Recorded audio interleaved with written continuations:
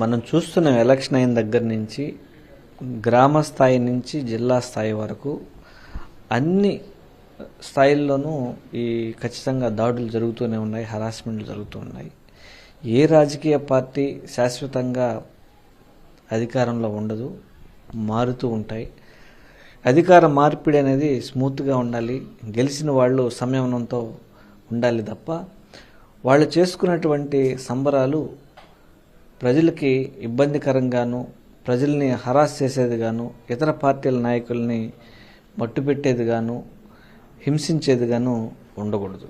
ఎందుకంటే ఇప్పుడు ఈరోజు చూశారు, చంద్రగిరిలో ఒక డాబాని కూల్చేశారు.